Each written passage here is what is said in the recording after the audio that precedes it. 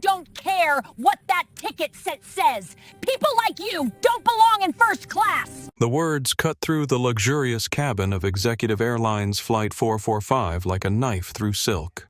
They came from Sophia Winters, 28 years old. Blonde hair swept into a perfect chignon designer uniform tailored to showcase her figure. Her manicured nails drummed against the galley counter as she stared down at the woman in seat 1A with undisguised contempt. Victoria Knight didn't flinch. She sat calmly in the cream leather seat, wearing faded jeans and a plain white t-shirt that had seen better days. Her canvas sneakers were scuffed, her hair pulled back in a simple ponytail. The black backpack at her feet looked like something a college student might carry. To anyone watching, she appeared completely out of place in the opulent first-class cabin of Executive Airlines' flagship route from Miami to New York. "Ma'am, I have a valid boarding pass for this seat," Victoria said quietly, her voice steady despite the public humiliation. Around them, other first-class passengers had stopped their conversations. Some pretended to read magazines while stealing glances, others openly stared. Sophia's perfectly glossed lips curved into a sneer. "Valid, honey. I've seen enough fake tickets to spot one from a mile away. That boarding pass might fool the machines, but it doesn't fool me." She leaned closer, her voice dropping to what she thought was a whisper, but was loud enough for the entire cabin to hear. "I know your type. You probably found that ticket in the trash or bought it from some scammer online." Victoria's hands remained folded in her lap. No tension in her shoulders, no anger in her eyes. Just a calm that seemed almost otherworldly given the circumstances. "I'd like to speak to the captain," Victoria said. "The captain?" Sophia laughed a sharp sound that echoed off the curved walls. "Oh, you'll speak to the captain all right. Captain Rodriguez is going to want to know how someone like you got past security with stolen credentials." From the cockpit emerged Captain Miguel Rodriguez, 45, with salt and pepper hair and the authoritative bearing of someone used to being obeyed without question. His uniform was crisp, his expression stern as he approached. "What seems to be the problem here, Sophia?" he asked, though his eyes had already settled on Victoria with suspicion. "This woman is trying to steal a first-class seat, Captain. I've asked her politely to move to economy where she belongs, but she's being difficult." Captain Rodriguez studied Victoria's boarding pass with exaggerated scrutiny. "This does seem unusual," he said. "A last-minute first-class ticket purchase, no luggage in appropriate attire." He handed the pass back to Sophia. "Ma'am, I'm going to have to ask you to move to the appropriate section of the aircraft." "The appropriate section?" Victoria repeated softly. "You know what I mean," Rodriguez said. At that moment, flight attendant Jessica Park approached. 26, with auburn hair and nervous energy, she carried herself like someone eager to please authority figures. "Captain." "I can help resolve this," Jessica offered. "I'll escort her to economy. There are still some middle seats available." "I'm not moving," Victoria said, her voice barely above a whisper, yet somehow commanding the attention of everyone within earshot. Sophia's face flushed red. "Excuse me, did you just refuse a direct order from the captain?" "I refused nothing. I stated a fact. I'm not moving because this is my seat. This is my airline. And in exactly 3 minutes, you're all going to understand why that matters." The confidence in her voice gave Sophia pause for just a moment, just long enough for doubt to flicker across her perfectly made-up features. But the moment passed, replaced by indignation. "Your airline," Sophia scoffed. "What's next? Are you going to tell us you're the Queen of England?" Victoria pulled out her phone and typed a single message. The movement was so subtle that only the passengers in the immediate vicinity noticed. "Call security," Sophia commanded Jessica. "Call the gate agent. This woman is delusional and clearly dangerous." David Thompson. The gate agent arrived within minutes. 32, thin and nervous, he carried a tablet and the air of someone who desperately wanted to be anywhere else. "What's the situation?" he asked. "We have a passenger in the wrong seat who refuses to move," Captain Rodriguez explained. "Claims she owns the airline." David looked at Victoria, taking in her casual appearance. "Ma'am, if you don't have proper documentation for this seat, I'll need to ask you to check your tablet." Victoria interrupted. "Look up the passenger manifest for seat 1A. David tapped his screen, frowning. It says, "Victoria Knight VIP status." He looked confused. "But this must be an error. The system sometimes—" "There's no error," Victoria said. Sophia snatched the tablet from David's hands. "This is obviously fake. Anyone can hack these systems. I've seen it before."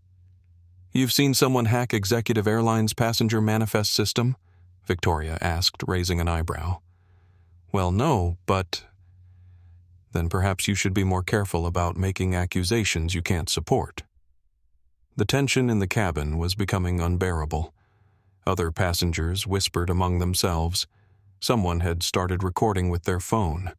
Sophia noticed the camera, and her behavior became even more theatrical.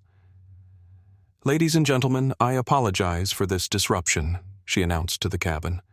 "We're dealing with an individual who has gained unauthorized access to our aircraft. For your safety and comfort, we'll have this resolved momentarily." Victoria stood up slowly. At 5'6", she wasn't particularly tall, but something about her presence suddenly filled the entire space. Conversations stopped. Even the ambient noise of the aircraft seemed to fade. "Sophia," she said, her voice carrying clearly to every corner of first class, "I want you to remember this moment. Remember how you felt when you decided I didn't belong here. Remember the assumptions you made. Remember the words you used." "Are you threatening me?" Sophia's voice cracked slightly. "I'm not threatening anyone. I'm simply asking you to remember. Because in approximately 90 seconds, you're going to understand exactly who you've been talking to, and that memory is going to be very important for you." Captain Rodriguez stepped forward. "Ma'am, I'm ordering you to sit down or deplane immediately." Victoria looked at him with what might have been pity. "Captain Rodriguez, I need you to call your operations center. Tell them that Victoria Knight requires immediate assistance on Flight 445. I'm not calling anyone for Victoria," held up her hand. "Actually, never mind. They're already on their way." As if summoned by her words, footsteps echoed from the jet bridge. Multiple sets of footsteps, moving quickly. Sophia. Captain Rodriguez, Jessica, and David all turned toward the aircraft door. Their expressions shifted from confidence to confusion to something approaching fear. "This will be a moment you remember for the rest of your lives," Victoria said quietly, settling back into her seat. "Not because I'm vindictive, but because you're about to learn that dignity and respect aren't determined by the price of someone's clothes or the color of their skin." The footsteps were getting closer. Sophia's hands began to shake. Victoria Knight had purchased Executive Airlines 6 weeks ago for $2.1 billion. The acquisition barely made news because Knight Technologies, her primary company, acquired businesses the way other people bought coffee, frequently and without fanfare. But this purchase was different. This purchase was personal. At 35, Victoria was worth $8.2 billion. She had built her fortune from scratch, starting with a computer science degree from MIT earned on a full scholarship. Growing up in Detroit with a single mother who worked 3 jobs, Victoria had learned early that the world made assumptions about what she could and couldn't achieve. Those assumptions had been wrong then. They were still wrong now. The journey from her dorm room startup to Knight Technologies' 60-story headquarters in downtown Chicago hadn't been easy. Every boardroom she'd entered as a young entrepreneur, she'd faced the same doubt, the same skeptical looks, the same questions about whether she was really qualified to be there. She'd learned to let her work speak for itself, to remain calm under pressure, to never let anyone else's limitations become her own. But air travel had always been different. There was something about airports and airlines that brought out the worst in people. The arbitrary power dynamics, the snap judgments based on appearance, the assumption that certain types of people belonged in certain sections. Victoria had experienced it all. The extra security screenings, the suspicious looks from gate agents, the surprise from flight crews when she appeared in first class. 3 months ago, she'd received an anonymous email. A current executive airlines employee, too afraid to identify themselves, had detailed a culture of discrimination that went far beyond occasional rudeness. The email included names, dates, specific incidents.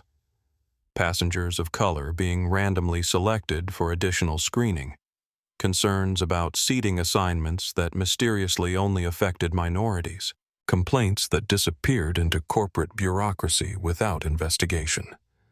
Victoria had made some calls, discreet inquiries through her network of contacts in the aviation industry.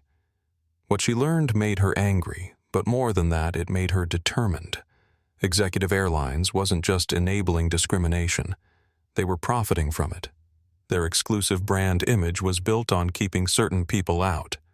So she'd bought them, not to destroy them, but to transform them. Victoria believed in the power of change from within, but first she needed to understand exactly what she was dealing with. Hence today's test flight. The culture at Executive Airlines ran deeper than most people realized. Marcus Vale, the operations manager, had been with the company for 15 years. A 52-year-old career airline executive, he'd built his reputation on maintaining what he called standards. Those standards, it turned out, had less to do with safety or service, and more to do with ensuring that Executive Airlines clientele remained sufficiently exclusive.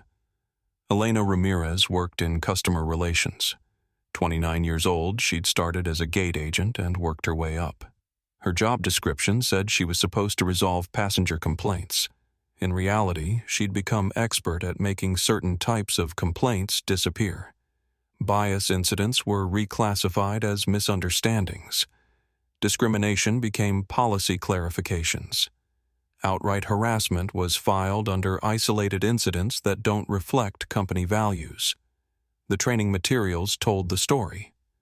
Victoria had acquired copies during her due diligence process. New employees weren't explicitly told to discriminate, but they were taught to recognize brand-appropriate passengers. They learned to identify potential security risks using criteria that correlated suspiciously with race and economic status. They were instructed to maintain the ambiance of the premium cabin experience. It was discrimination with plausible deniability, sophisticated bias with corporate polish. Sophia Winters exemplified the culture perfectly. Hired 2 years ago specifically for her appearance and ability to project the right image, she'd quickly learned that certain passengers were more welcome than others. Her performance reviews praised her for maintaining cabin standards and ensuring passenger comfort. The metrics were subtle but clear, minimize complaints from high-value customers, even if it meant creating problems for others. Captain Rodriguez had noticed the patterns, but convinced himself it wasn't his concern. Pilots flew planes. Customer service was someone else's responsibility. When his crew made seating adjustments or flagged passengers for additional screening, he told himself it was about safety and security, not discrimination. Self-deception was easier than acknowledging complicity. The investigation Victoria had commissioned after the anonymous email revealed damning statistics. Minority passengers on Executive Airlines were 3 times more likely to be selected for additional security screening. Complaints about discrimination were resolved in favor of the airline 97% of the time.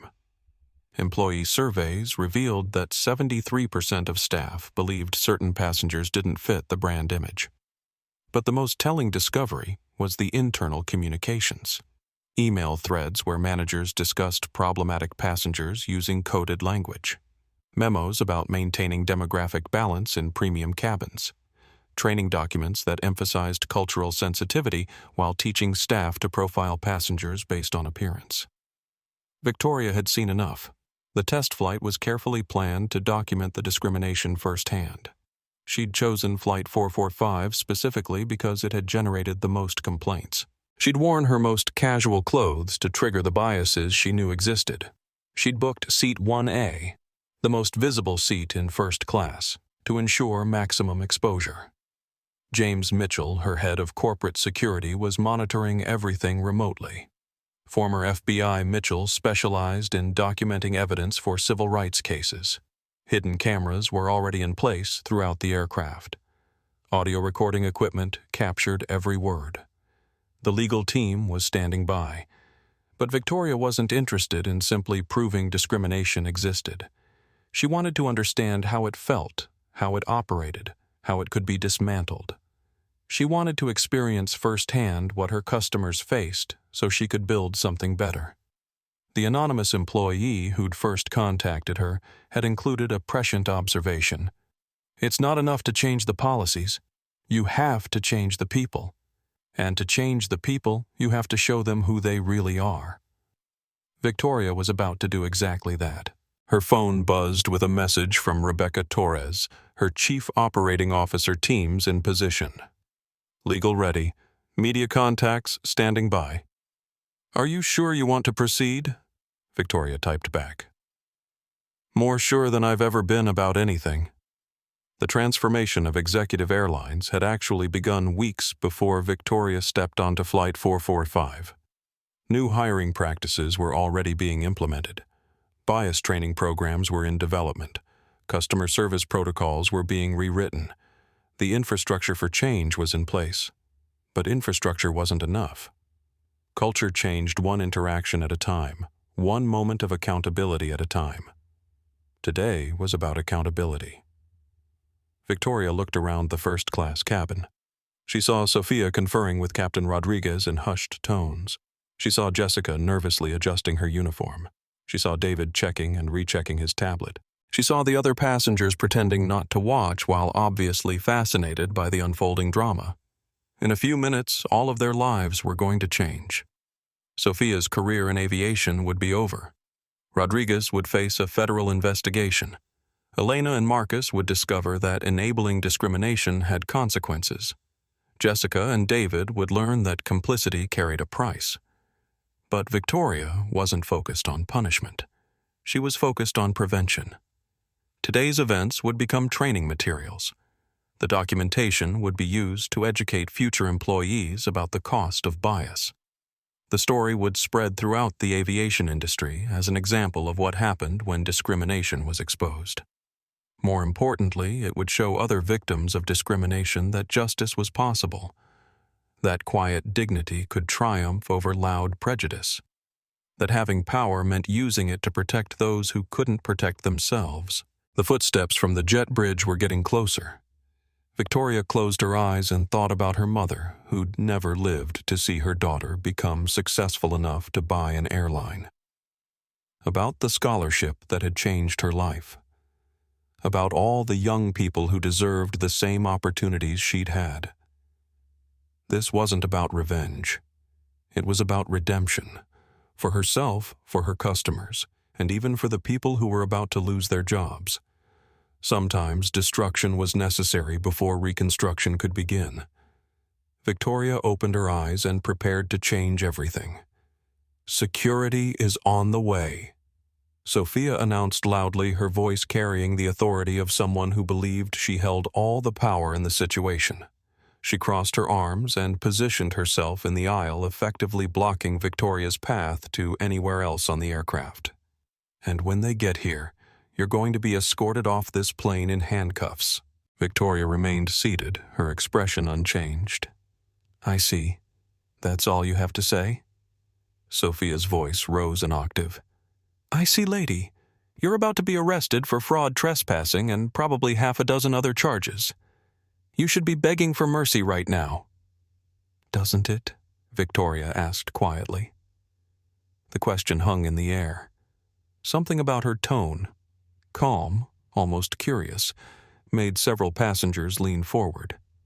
Jessica Park fidgeted with her badge, suddenly uncertain. David Thompson stared at his tablet screen as if it might reveal some hidden truth. "Stop playing games," Sophia snapped. "I've dealt with people like you before. You think if you act calm and mysterious we'll back down. Well, we won't. I know exactly what you are." "What am I?" "Sophia." The use of her name startled the flight attendant. She hadn't introduced herself. Victoria had somehow known who she was.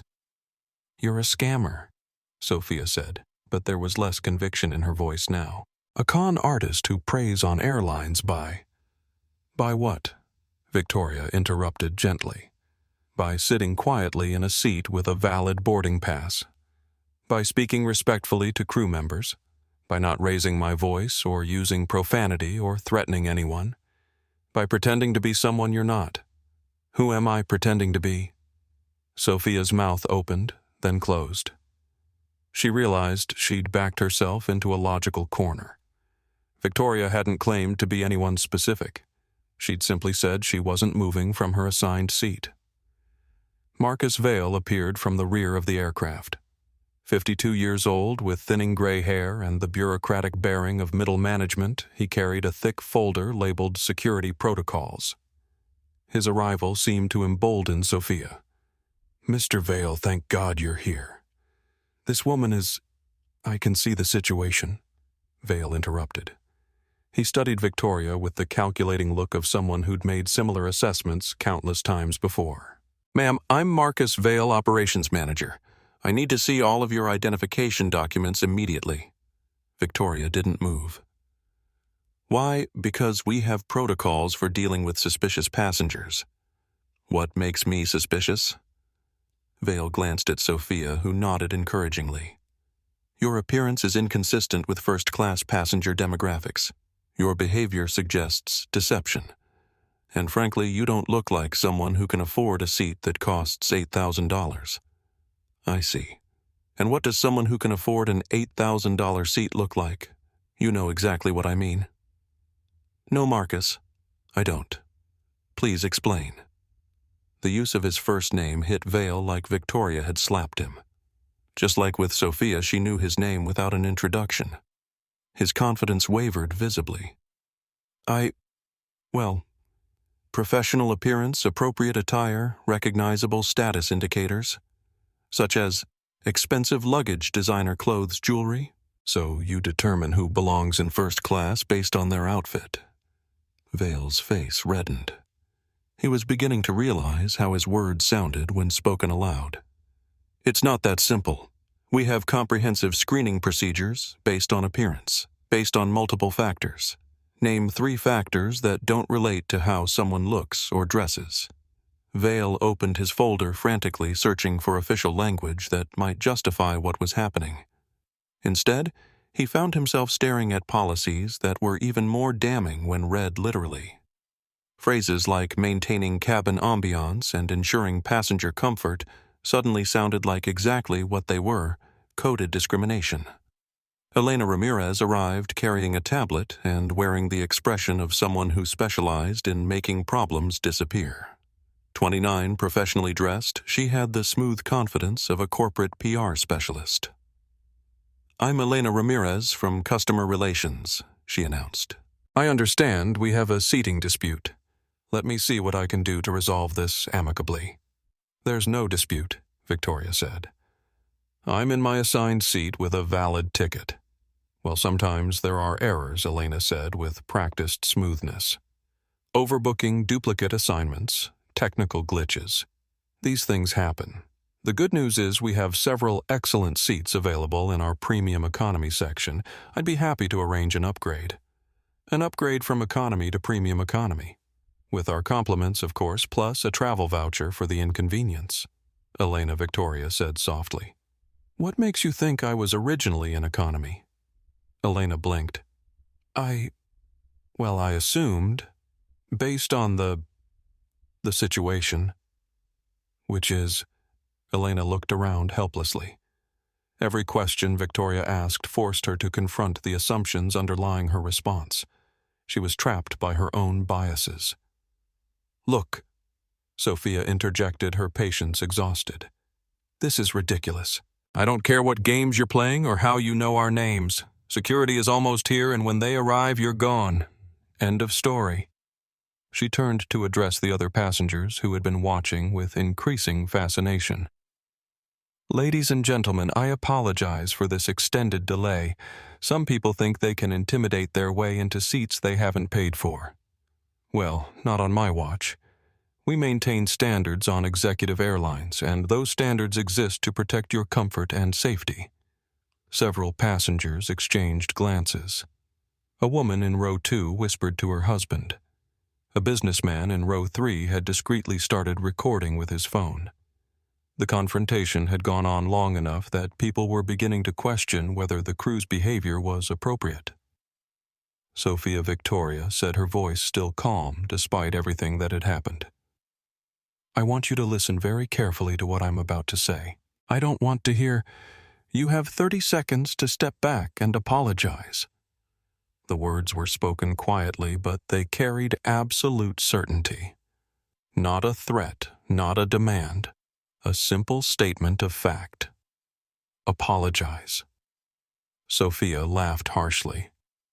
To you, are you completely insane? 25 seconds. Captain Rodriguez stepped forward. Ma'am, you're in no position to make demands or ultimatums.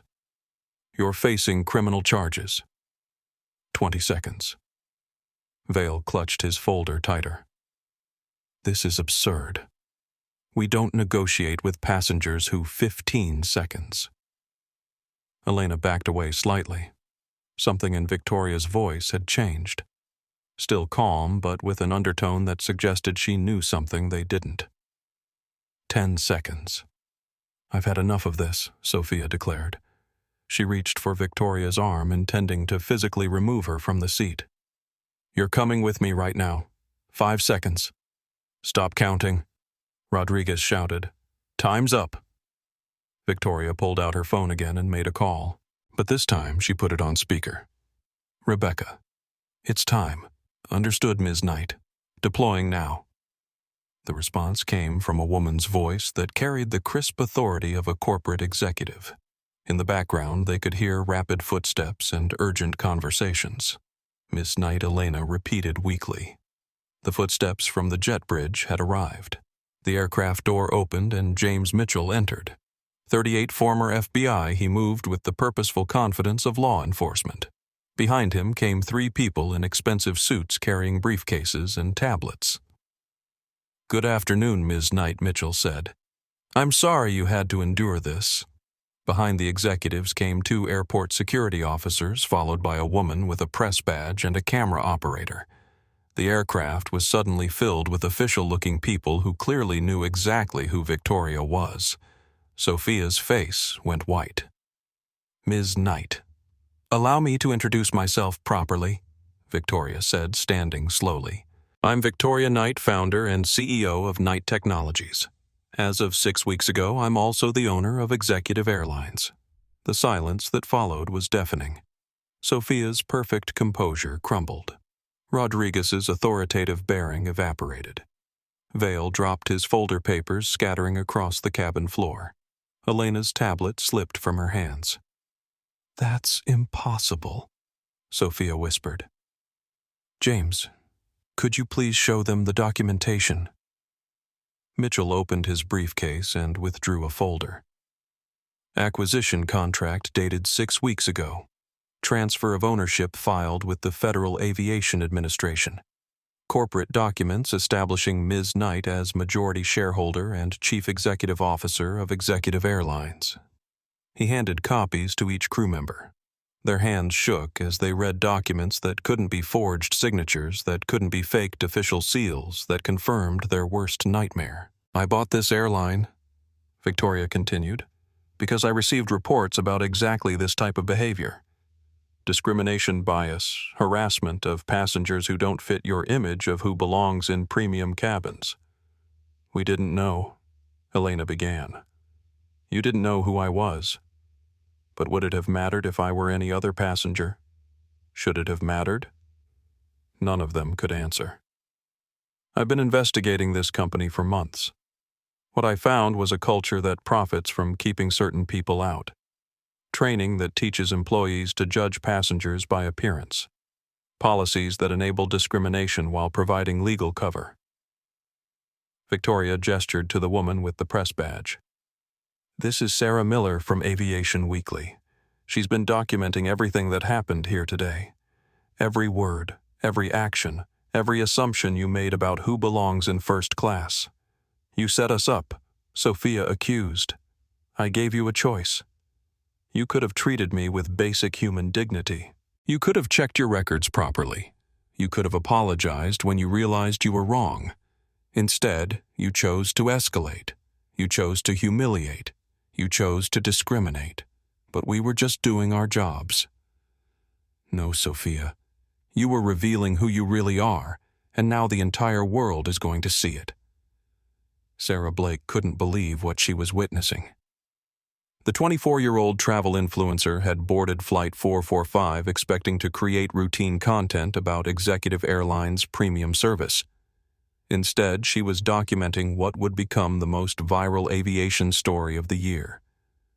Guys, this is insane, she whispered to her phone camera, keeping the live stream focused on the confrontation while providing real-time commentary to her 200,000 followers. I'm literally watching flight crew discriminate against a passenger right now. She has a valid ticket for first class, but they're treating her like a criminal because of how she's dressed. The chat exploded with responses. OMG, is this really happening? Record everything. This is so messed up. What airline is this? Someone call the news. Sarah adjusted her angle to capture Sophia's increasingly aggressive behavior. When the flight attendant grabbed Victoria's arm, the live stream erupted with shocked comments and angry emojis. Did everyone see that? She just put her hands on a passenger. This is getting really serious. Sarah's follower count was climbing rapidly as viewers shared the stream. 200K became 250K, then 300K, then 400K. Carlos Mendoza, sitting 3 rows behind in seat 4C, was recording everything on TikTok.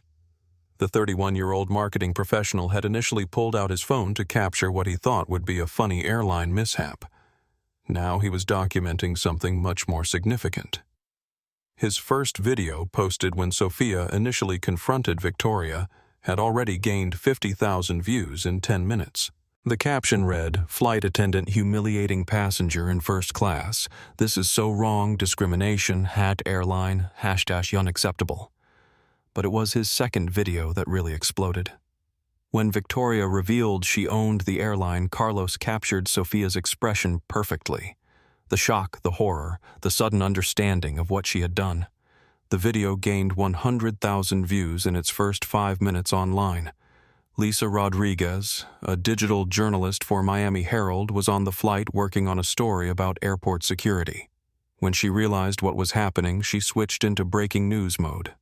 Her fingers flew across her phone keyboard as she live tweeted the incident. Thread, currently witnessing discrimination incident on Executive Airlines Flight 445. Crew refusing to seat black passenger in first class despite valid ticket. 112. Flight attendant claimed passenger's ticket was fake, demanded she move to economy. Captain, now involved, threatening to call police. 212.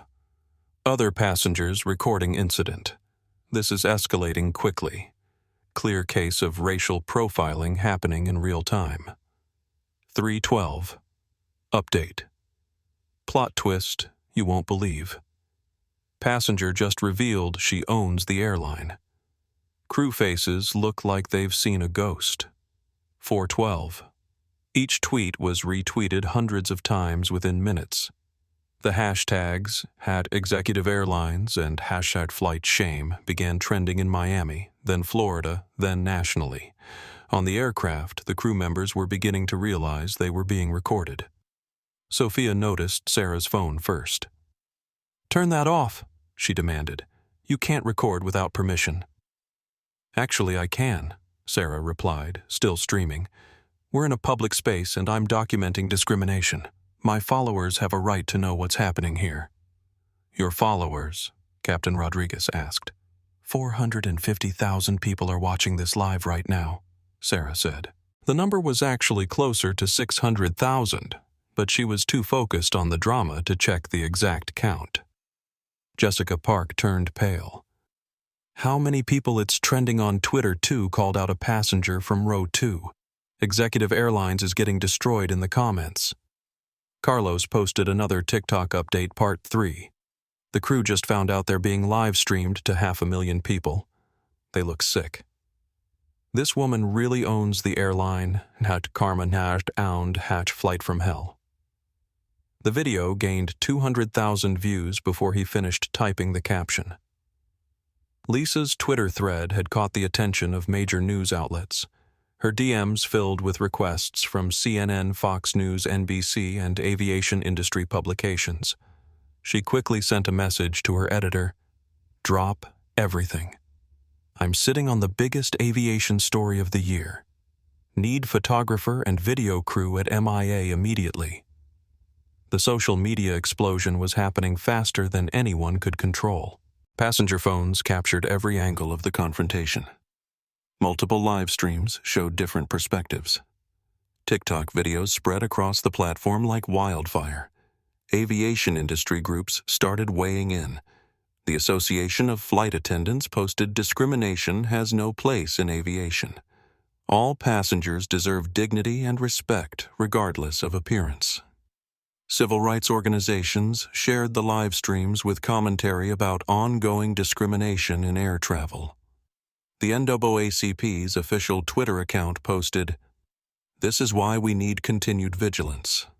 Bias doesn't disappear just because someone can afford a first-class ticket." In Executive Airlines headquarters, the crisis management team was in emergency session. Social media monitoring software was lighting up like a Christmas tree. Stock price tracking showed the beginning of what would become a significant drop. Customer service phone lines were jammed with calls. "Sir, we're seeing unprecedented social media activity," a junior executive reported to the CEO. Multiple viral videos, 500,000 people watching live streams, trending topics in 12 major markets. How bad is it? The hashtag #Executive Airlines has appeared in over 100,000 tweets in the last hour. Sentiment analysis shows 97% negative. Meanwhile, on the aircraft, Marcus Vail was frantically trying to call corporate headquarters. His hands shook as he dialed numbers that kept going to voicemail. The crisis was moving faster than traditional communication channels could handle. "Nobody's answering," he told Elena. "The whole situation is out of control." Elena was monitoring social media on her own phone. "Marcus, look at this. We're trending worldwide. There are news crews heading to the airport." She showed him the screen. Videos of their confrontation with Victoria were being shared in multiple languages. International news outlets were picking up the story. Aviation industry blogs were publishing think pieces about discrimination in air travel. Sarah's live stream had reached 800,000 viewers. Her commentary was being quoted on Twitter. "This is the most shocking thing I've ever witnessed on a plane." The passenger handled herself with incredible grace while being publicly humiliated. Now the crew realizes they just discriminated against their own boss. You literally cannot make this stuff up. Carlos had posted 6 TikTok videos documenting different moments of the confrontation. Combined, they had over 2 million views. Other passengers were sharing their own recordings on Instagram, Facebook, and YouTube. The story was spreading beyond social media. CNN's aviation correspondent tweeted following developing story on Executive Airlines Flight 445. Multiple sources confirm viral discrimination incident. Investigating reports that passenger owns the airline. Local Miami news stations dispatched crews to the airport. National networks put the story on their breaking news radar. Aviation industry publications prepared in-depth coverage about discrimination policies and corporate accountability. In first class, Sophia was experiencing the modern nightmare of viral shame in real time. Passengers showed her their phones with videos of her behavior. Comments poured in calling her racist, unprofessional, and worse. Her face was being shared across the internet, attached to words like discriminatory flight attendant and airline bias. "This is ruining my life," she whispered to Jessica. "Our lives," Jessica corrected. "We're all in those videos." Captain Rodriguez was discovering that his authority meant nothing in the age of social media. No matter what he commanded or demanded, phones kept recording. The story kept spreading. His reputation was being destroyed in real time by people who would never know his name, but would forever remember his actions. Victoria watched the social media explosion with mixed emotions. Part of her felt vindicated. The world was seeing exactly what she had experienced. But she also knew that viral shame, once unleashed, was difficult to control. Lives were being destroyed, careers ended, reputations ruined. Still, she reminded herself that consequences were necessary. For too long, discrimination had been hidden, ignored, or excused. Sometimes it took public exposure to force real change. Ms. Knight Sarah called out during her live stream. "My followers want to know what you're planning to do about this." Victoria looked directly into the camera. "I'm going to make sure this never happens to anyone else." The comment exploded across social media. It was retweeted 50,000 times in an hour. News outlets quoted it in their headlines. It became the defining statement of the entire incident. By the time the aircraft door finally opened to let investigators and executives board, the story had reached every corner of the internet. Executive Airlines was trending in 15 countries. The live streams had collective viewership in the millions. Traditional media was scrambling to catch up with a story that social media had already made global. The age of hidden discrimination was over. Everything happened in the light now broadcast to the world in real time by passengers armed with phones and platforms. The crew of Flight 445 had just learned that lesson in the most public way possible. "Ladies and gentlemen," Victoria said, her voice carrying clearly throughout the first-class cabin as cameras continued rolling and live streams captured every word. "What you've witnessed today isn't unusual. It's just usually hidden." James Mitchell stepped forward with his briefcase.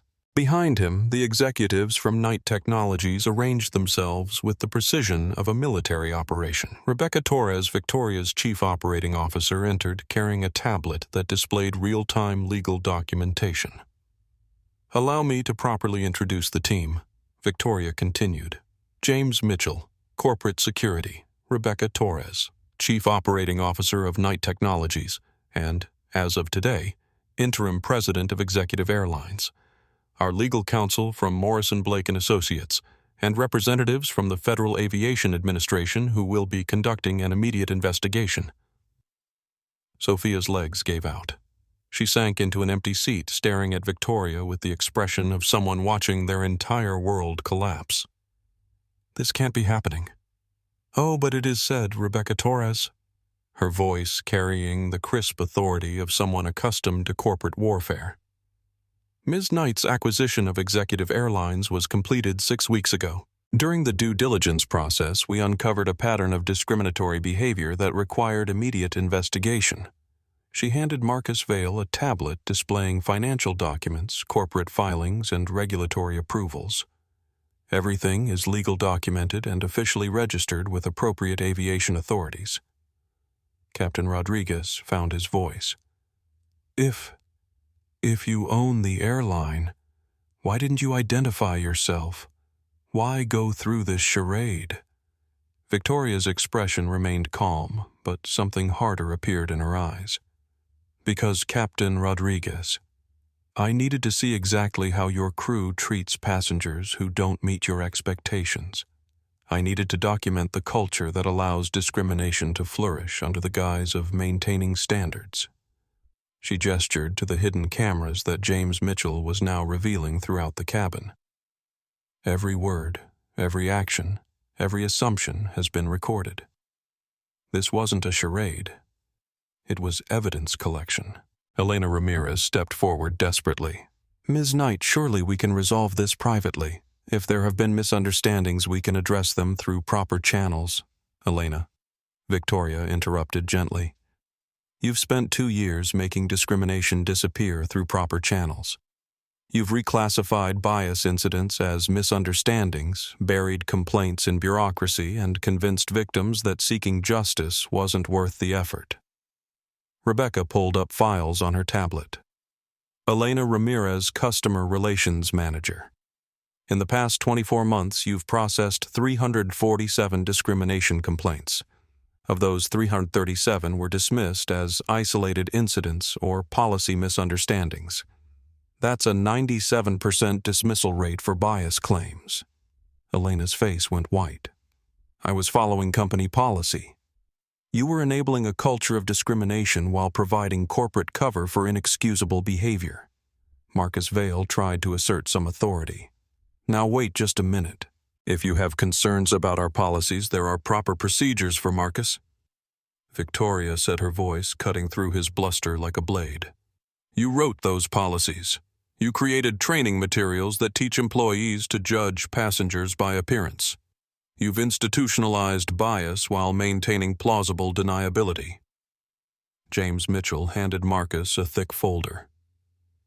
Internal emails from your corporate account. Training documents you authored. Performance reviews where you praised employees for maintaining passenger standards and cabin demographics. Marcus opened the folder with shaking hands. Seeing his own words in print, coded language that had seemed professionally acceptable in private corporate communications, he realized how damning they appeared in the light of public scrutiny. You've been creating a paper trail of discrimination for years, Victoria continued. The only difference is that now it's evidence instead of policy. Sarah Blake, still live streaming to over 1 million viewers, couldn't contain herself. Ms. Knight, can you tell us what you plan to do now? Victoria turned to address the camera directly. I plan to rebuild this airline from the ground up. New training, new policies, new leadership, and most importantly, new culture. The live stream chat exploded with comments. Yes, justice. This is incredible. Make them pay. Change everything. But Victoria wasn't finished.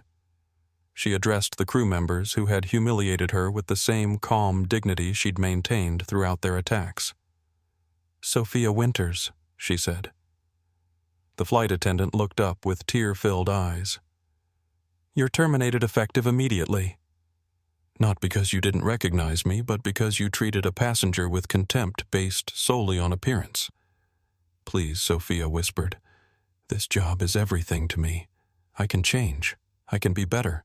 You had opportunities to be better. When I presented a valid boarding pass, you could have accepted it. When other passengers suggested you check the computer, you could have listened. When I remained calm and respectful despite your aggression, you could have reconsidered your assumptions. Victoria's voice remained gentle but implacable. Instead, you chose to escalate. You chose to humiliate. You chose to call security on a passenger whose only crime was not looking like your idea of first-class material. Rebecca Torres stepped forward with official termination documents. Your final paycheck will be issued within 72 hours. Your employment benefits end today.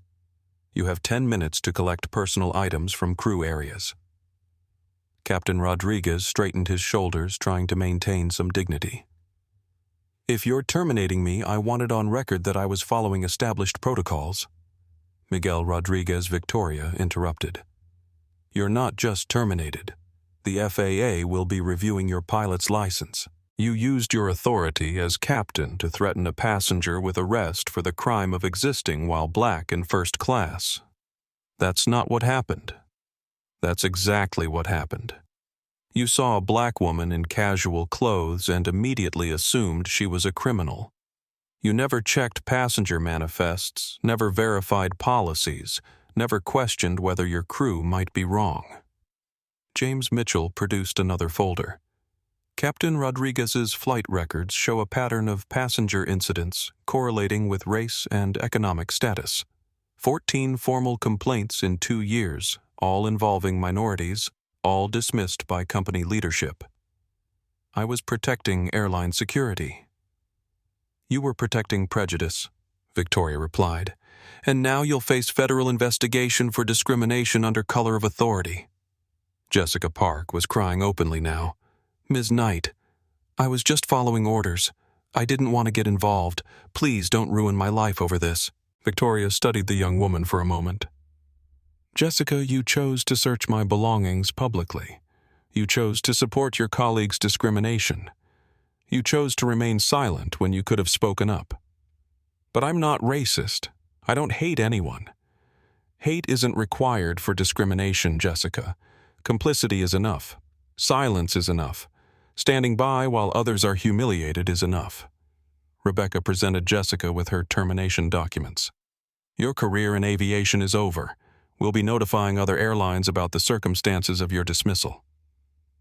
David Thompson. The gate agent tried to slip away toward the aircraft door, but James Mitchell blocked his path. David Thompson. Victoria called. Your turn. The thin man turned around slowly, his face ashen. I was just doing my job. The computer showed a VIP passenger, but we get glitches all the time.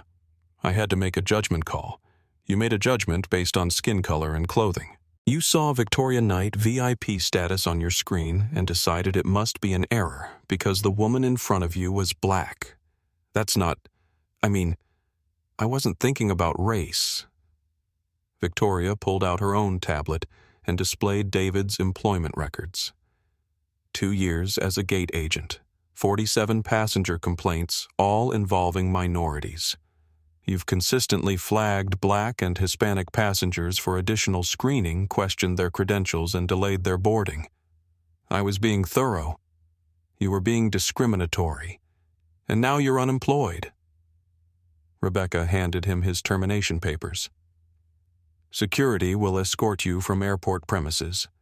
Your access badges and airline credentials are permanently revoked. But Victoria wasn't finished with the revelations. She turned to address the passengers who had been recording everything. Marcus Vale and Elena Ramirez aren't just losing their jobs today. They're facing federal civil rights violations. Their actions weren't isolated incidents. They represent years of institutional discrimination that has affected thousands of passengers. Marcus stammered. You can't prove institutional anything. These were individual decisions by individual employees. Actually, we can prove it. James Mitchell produced a laptop and connected it to the aircraft's entertainment screens. The cabin screens filled with data statistics, email communications, training materials, performance reviews. Passenger screening data shows clear racial disparities. Internal communications reveal deliberate profiling policies. Training materials explicitly teach employees to judge passengers by appearance. Performance reviews reward employees for maintaining demographic balance in premium cabins. The evidence was overwhelming and undeniable. Charts showing that minority passengers were selected for additional screening at 3 times the normal rate. Emails discussing how to remove undesirable passengers without obvious discrimination. Training videos that taught coded language for excluding people based on race while maintaining legal cover. This isn't about individual bias, Victoria explained to the cameras that were broadcasting to millions. This is about corporate culture that profits from exclusion. This is about an industry that has normalized discrimination by calling it customer service. Elena tried one final desperate argument. But our customer satisfaction scores were excellent. We were protecting the experience our passengers expected. You were protecting racism, Victoria said flatly. You were ensuring that certain passengers felt comfortable by making sure other passengers felt unwelcome. She stood and addressed the cameras directly. This is what discrimination looks like in 2024. Not burning crosses or segregated water fountains, but corporate policies that achieve the same result through professional language and plausible deniability. The live stream viewership had reached 1.5 million people. Comments poured in faster than anyone could read them. News outlets were preparing breaking news alerts. The story was spreading across every social media platform simultaneously. Rebecca Torres took over the presentation. Effective immediately, Executive Airlines is implementing comprehensive reforms. New anti-discrimination policies, mandatory bias training, independent oversight committees, and a passenger bill of rights. But more importantly, Victoria added, "We're changing the fundamental culture." Airlines exist to serve all passengers with dignity and respect, not to maintain artificial hierarchies based on appearance or background. Carlos Mendoza, still recording for TikTok, called out Miss Knight. "What message do you have for other airlines that might be watching this?" Victoria smiled for the first time since boarding the aircraft. The message is simple: discriminate at your own peril. In an age of smartphones and social media, bias can't hide. And when passengers own the companies you work for, accountability isn't just possible, it's inevitable. The terminated crew members sat in stunned silence, processing the complete destruction of their careers. Sophia stared at her hands, realizing that her face was now attached to viral videos about airline discrimination that would follow her forever. Rodriguez clutched his captain's wings, understanding that his flying days were over. Marcus and Elena contemplated legal bills and federal investigations that would consume years of their lives. But Victoria's focus had already shifted from punishment to prevention. Today marks the beginning of a new era in aviation. An era where dignity isn't determined by designer labels, where respect isn't rationed based on skin color, and where justice isn't delayed by corporate bureaucracy. The aircraft had become a courtroom, a newsroom, and a classroom all at once. Justice was being served in real-time broadcast to the world, documented for history. The age of hidden discrimination was ending, replaced by immediate accountability and transparent consequences. As investigators prepared to interview each crew member separately, and federal agents readied civil rights violation paperwork, Victoria sat back down in seat 1A. Not as a victim, but as an owner. Not to claim superiority, but to ensure equality. The transformation of an industry had begun with a simple question: who belongs in first class? Victoria Knight had just answered it. Everyone who treats others with dignity deserves to be treated with dignity in return. The Miami International Airport main terminal erupted into chaos as news of the incident spread beyond social media into traditional news coverage. Within 2 hours of Victoria's revelation, every major network had crews racing to the scene. The story had evolved from viral social media content into a national news event with international implications. Rebecca Torres stood before a hastily assembled press conference in the airport's media center. Behind her, a banner reading, "Executive Airlines, Unity Through Travel," was being replaced with new corporate branding in real time. Camera lights blazed as reporters from CNN, Fox News, NBC, CBS, BBC, and aviation industry publications filled every available seat. "Ladies and gentlemen." Rebecca began. "What happened on Flight 445 today represents everything that Executive Airlines will no longer tolerate. Effective immediately, we are implementing the most comprehensive anti-discrimination reforms in aviation history." She clicked a remote, displaying a presentation that had been prepared weeks in advance, but activated only after Victoria's undercover investigation was complete. First Executive Airlines is being rebranded as Unity Air, effective immediately. The old name represented exclusivity and hierarchy. Our new name represents our commitment to serving all passengers with equal dignity. The assembled journalists erupted with questions. "Ms. Torres, how long has this discrimination been going on? What are the legal consequences for the terminated employees? Will other airlines follow your lead? How much will these reforms cost?" Rebecca raised her hand for quiet. All terminated employees are facing federal civil rights investigations. The Department of Justice has opened a formal inquiry into discriminatory practices that may violate federal law. The FAA is conducting a comprehensive audit of our safety and service protocols. Meanwhile, on Flight 445, federal investigators were conducting individual interviews with each terminated crew member. The interviews were being recorded for potential criminal proceedings and civil lawsuits. Sophia Winters sat in an airport security office, mascara streaked down her cheeks, facing FBI Special Agent Patricia Williams. The agent's questioning was methodical and devastating. Ms. Winters, your personnel file shows 14 complaints about discriminatory behavior in the past 2 years. Can you explain why minority passengers consistently reported feeling unwelcome in your sections? I don't know. Maybe they were more sensitive or looking for problems. Or maybe you treated them differently. Your own supervisor noted in performance reviews that you were excellent at maintaining cabin demographics. What did that mean? Sophia's attorney, hastily hired and still reviewing the case files, looked increasingly uncomfortable. Agent Williams, my client was following company-established protocols that appear to violate federal civil rights law. The agent replied. Ms. Winters, did anyone ever train you to judge passengers by their appearance? The question hung in the air. Sophia realized that any answer would be incriminating. If she admitted to appearance-based training, she was acknowledging discrimination. If she denied it, the extensive documentation would prove her wrong. Captain Rodriguez faced even more severe questioning. His pilot's license wasn't just being reviewed, it was being suspended pending investigation. The FAA took discrimination by aircraft commanders very seriously, especially when it involved threats to remove passengers based on race. Captain Rodriguez said, FAA Inspector General Maria Santos, you threatened to have Ms. Knight arrested for criminal fraud. What evidence did you have that any crime had been committed? She didn't look like she belonged in first class. Her clothing, her demeanor, her race.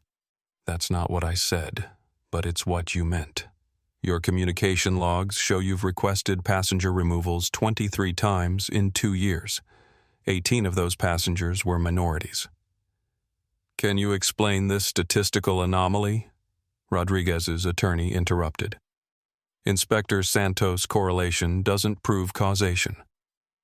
Actually, in civil rights law, statistical patterns are considered strong evidence of discriminatory intent.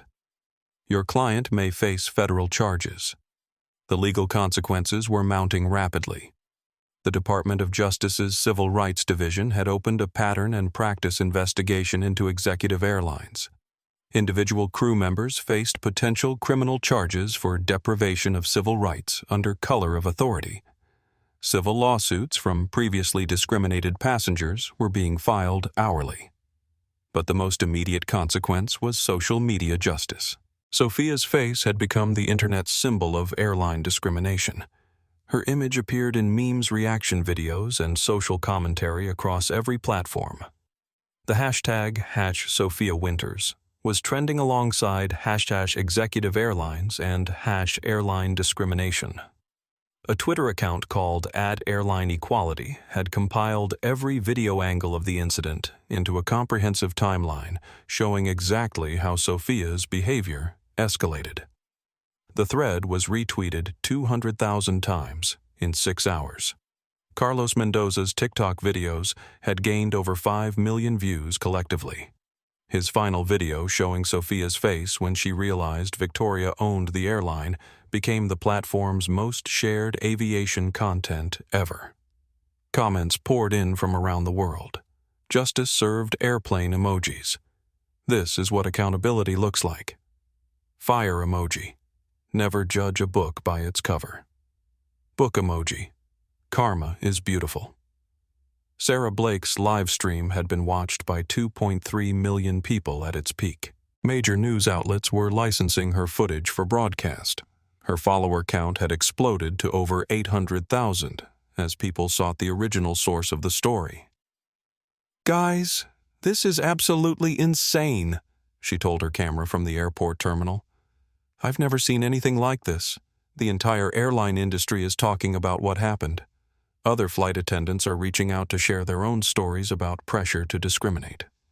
The ripple effects were spreading throughout the aviation industry. Other airlines were hastily reviewing their own training materials and discrimination complaint procedures. employee unions were issuing statements about the importance of treating all passengers fairly. Civil rights organizations were calling for industry-wide reforms. Elena Ramirez discovered that her career in corporate communications was over before she left the airport. During her FBI interview, investigators revealed that they had been monitoring discrimination complaints across multiple airlines. Her name appeared in federal databases as someone who had helped cover up bias incidents. Ms. Ramirez said the federal prosecutor assigned to the case you processed 347 discrimination complaints and dismissed 337 of them. We've identified at least 40 cases where passengers faced clear racial bias that you reclassified as misunderstandings. I was following company policy, Elena repeated weakly. Company policy that violated federal law. Your actions enabled discrimination on a massive scale. You may face conspiracy charges for denying civil rights. Marcus Vail faced the most serious consequences of all. As operations manager, he had created and implemented the discriminatory policies that other employees followed. The DOJ was considering charging him under the federal conspiracy statute for organizing a pattern of civil rights violations. His interview with federal investigators lasted 8 hours. They presented emails he'd written about maintaining passenger quality training materials he'd authored about demographic management and performance reviews, where he praised employees for keeping undesirables out of premium cabins. Mr. Vail said the lead prosecutor, "You created an arrangement designed to exclude passengers based on race while maintaining plausible deniability. That's textbook conspiracy to deprive civil rights. It wasn't about race. It was about maintaining brand standards, customer comfort, premium experience. All coded language for racial exclusion. We have 47 victims prepared to testify that your policies resulted in discriminatory treatment based solely on race. The criminal charges would take months to finalize, but the social consequences were immediate. All 5 terminated employees found themselves unemployable in the aviation industry. Their names appeared on industry-wide blacklists. Professional networking sites removed their profiles. Even their families faced social media harassment as the story continued spreading. But Victoria's reforms went far beyond punishment. Unity Air's transformation was happening in real-time broadcast live across social media and news networks. We're not just changing policies, Victoria announced at the press conference. We're changing the physics of air travel. From this day forward, every Unity Air employee will be trained by civil rights experts. Every passenger complaint will be investigated by independent oversight. Every discrimination allegation will be published transparently. Rebecca Torres displayed the new training program on screen. Every employee from pilots to gate agents to executives will complete 40 hours of bias recognition and prevention training. Customer service representatives will be evaluated based on equitable treatment of all passengers, regardless of appearance or background. The reforms were comprehensive and immediate. Independent civil rights monitors on every flight. Anonymous reporting for discrimination. Public complaint. Databases with transparent resolution. Mandatory bias training for all employees. Zero tolerance policies with automatic termination. Passenger Bill of Rights posted in every aircraft. Community oversight committees for company policies. But most importantly, Victoria continued, we're proving that accountability is possible in real time. Social media has ended the era of hidden discrimination. When bias happens in public, consequences must be public too. The terminated employees watched the press conference from airport holding areas waiting for lawyers and facing the complete destruction of their professional lives. They had become cautionary tales about the cost of discrimination in the smartphone age. Sophia realized she would never work in customer service again. Her face was too recognizable, her actions too well documented, her choices too public. The career she had built was destroyed in a single day by her own prejudice. Rodriguez understood that his flying days were over. No airline would hire a pilot under federal investigation for civil rights violations. The authority he had wielded so confidently was gone forever. Marcus, Elena, and David faced years of legal battles, federal investigations, and civil lawsuits. Their actions had been documented so thoroughly that defense would be nearly impossible. But the story's most powerful consequence wasn't punishment. It was transformation. Within hours of the incident, other passengers began sharing their own experiences of airline discrimination. My Flight Story became a global conversation about bias in travel. A black businessman tweeted, "I've been randomly selected for additional screening on 47 of my last 50 flights. Today, I understand it wasn't random." A Hispanic family posted, "We were told our valid tickets were mistakes and moved to separate seats. Now I know why." An elderly Sikh passenger shared, "Flight crews always question my boarding pass, no matter which airline." Today's video explains everything. The conversation had moved beyond a single incident to examine an entire culture of discrimination that passengers had experienced, but airlines had hidden. Victoria's courage in documenting bias had given voice to thousands of previously silenced experiences. Unity Air's customer service lines were flooded with calls from passengers, sharing discrimination stories and requesting investigations. Instead of hiding these complaints, Victoria ordered them published online with company responses and resolution details. "Transparency isn't comfortable," she told reporters, "but it's necessary. Passengers deserve to know how their complaints are handled and whether justice is possible." The airline industry would never be the same. The age of hidden bias was ending, replaced by immediate accountability and public consequences. What happened to Flight 445's crew would be remembered forever as the day discrimination faced justice in real time. Other airlines scrambled to review their own practices, terrified of becoming the next viral discrimination story. The message was clear: treat all passengers with dignity, or face the consequences in the most public way possible. 6 months after the Flight 445 incident, Victoria Knight stood in the newly renovated Unity Air headquarters in Chicago, looking out at a transformed company culture that had become the gold standard for the entire aviation industry. The changes went far beyond policy adjustments. They represented a fundamental shift in how air travel operated in America. The statistics told the story of transformation. Unity Air's customer satisfaction ratings had soared to industry-leading levels. Discrimination complaints had dropped to virtually zero. Most remarkably, profitability had increased by 37%, as the airline attracted passengers who had previously avoided air travel due to discriminatory treatment. The business case for equality isn't just moral, it's mathematical. Victoria explained to a gathering of aviation executives from around the world who had come to study Unity Air's revolutionary approach. When you treat all customers with dignity, you expand your market instead of restricting it. Maria Santos, the former ground crew worker who had been promoted to Vice President of Employee Relations, presented data that challenged every assumption the industry had held about customer demographics. Under the old discriminatory arrangement, executive airlines had served a narrow, shrinking customer base. Unity Air served everyone and revenue had exploded. "We discovered that artificial exclusivity was actually limiting profitability," Maria explained. "When you remove barriers based on appearance and bias, you access customer segments that competitors can't reach." The federal investigation had concluded with landmark civil rights settlements. Sophia Winters, Captain Rodriguez, and Marcus Vale had been convicted of federal civil rights violations. Their cases became legal precedents that fundamentally changed how discrimination in transportation was prosecuted. But Victoria's focus had moved beyond punishment to prevention. Unity Air's transformation had inspired industry-wide changes that made discrimination practically impossible and commercially stupid.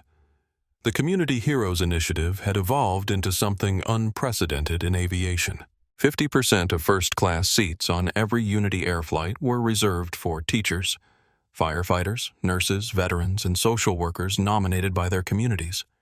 The program had waiting lists months long and had inspired similar initiatives at hotels, restaurants, and other service industries. "These are the people who actually keep our society functioning," Victoria said during a speech at the International Aviation Conference. "They deserve recognition and respect, not judgment based on whether their uniform is designer or industrial." Dr. Sarah Chen, a pediatric nurse from Detroit, was boarding Unity Air Flight 847 to Boston. 3 years ago, she had been humiliated by airline staff who questioned whether she belonged in first class despite having a valid ticket. Today, she was traveling in the front of the plane as recognition for her work saving children's lives. "I never thought I'd see change like this in my lifetime, Doctor," Chen told the flight crew as she settled into her seat. "You've proven that dignity isn't about what you can afford. It's about what you contribute." The crew member who greeted her was James Wilson, a former gate agent who had been retrained under Unity Air's comprehensive bias prevention program. 6 months of intensive education about unconscious bias, cultural sensitivity, and equitable service had transformed him from someone who made assumptions based on appearance into an advocate for inclusive travel. "Dr. Chen, it's an honor to serve you today," James said with genuine respect. "Your nomination letter from the hospital described how you worked 18-hour shifts during the pandemic. Heroes like you make everyone else's job easier." The transformation had rippled throughout the industry. Other airlines, terrified of becoming the next viral discrimination story, had implemented their own bias prevention programs. The Federal Aviation Administration had mandated anti-discrimination training for all airline employees. Congress had passed legislation requiring transparency in complaint resolution. But the most powerful change was cultural. The smartphone generation had ended the age of hidden bias by making discrimination immediate, public, and permanent. Airline employees knew that every interaction was potentially being recorded, shared, and scrutinized by millions of people. Carlos Mendoza, whose TikTok videos had helped expose the Flight 445 incident, had become a leading voice for passenger rights. His follow-up content documenting positive changes in aviation had gained him 3 million followers and a job as Unity Air's Director of Social Media Transparency. What happened 6 months ago proved that ordinary people have extraordinary power when they're willing to document injustice, Carlos said in his latest video recorded aboard a Unity Air flight. "Every passenger with a phone is a potential civil rights investigator." The legal consequences for the terminated employees had been severe but fair. Sophia Winters had served 4 months in federal prison for civil rights violations and was now working as a warehouse clerk forever banned from the aviation industry. Her story had become required viewing in bias prevention training programs across the country. Captain Rodriguez had lost his pilot's license permanently and faced ongoing civil lawsuits from passengers he had discriminated against over the years. His case had established legal precedent that airline employees with authority could be prosecuted for civil rights violations under federal conspiracy statutes.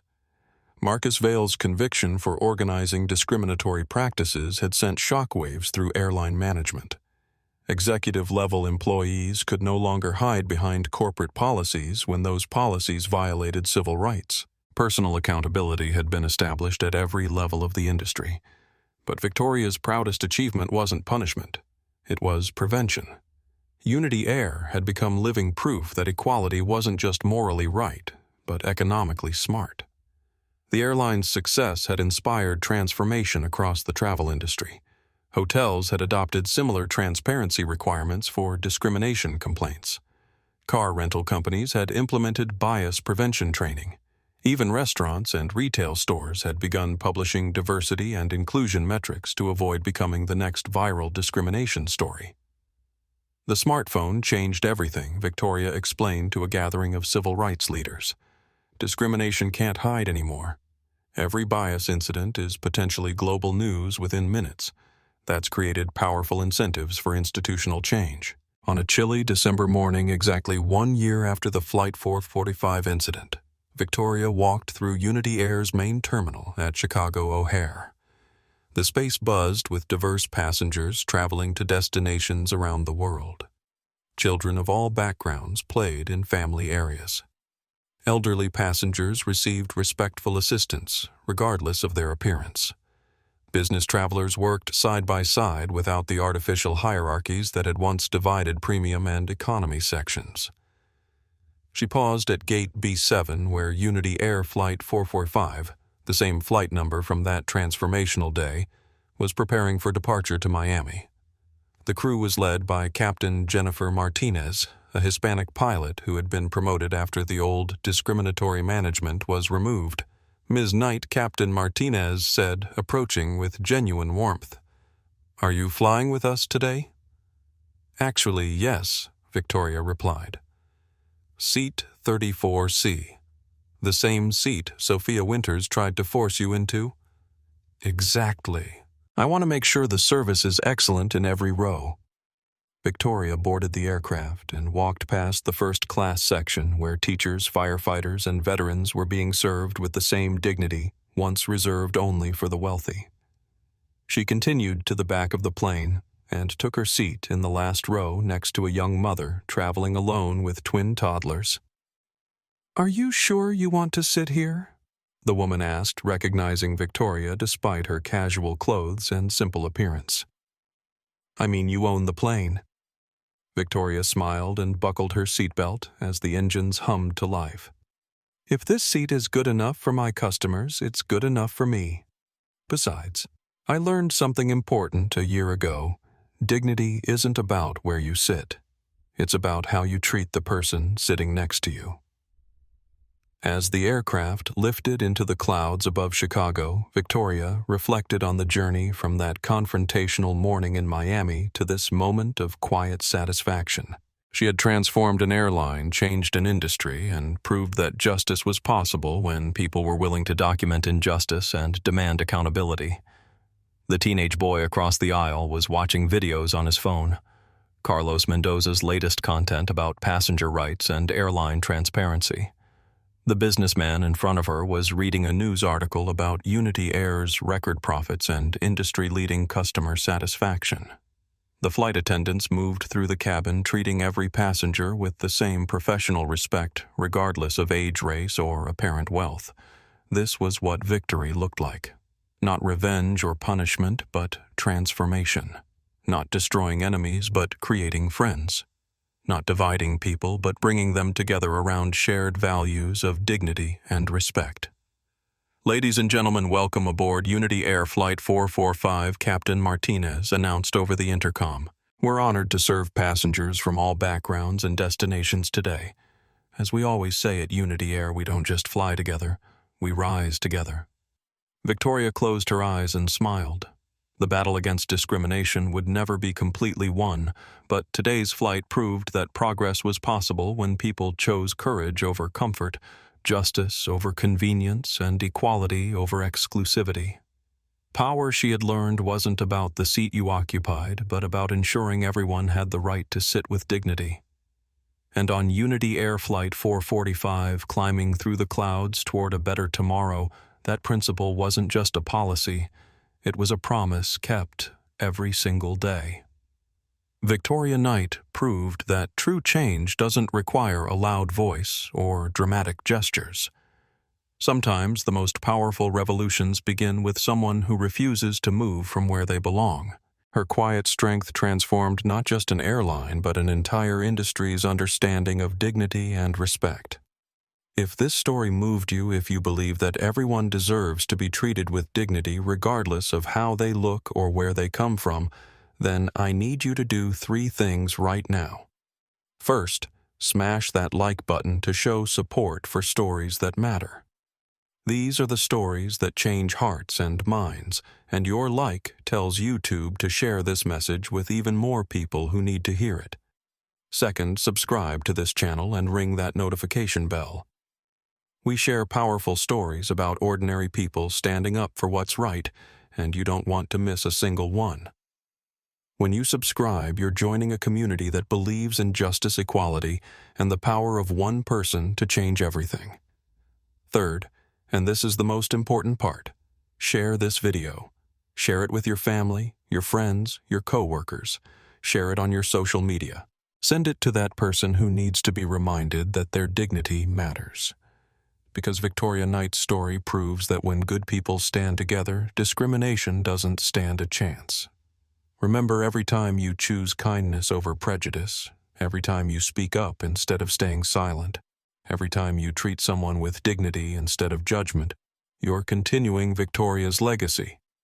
You're proving that the content of someone's character matters more than the color of their skin or the clothes they wear. The next time you see injustice, ask yourself, what would Victoria do?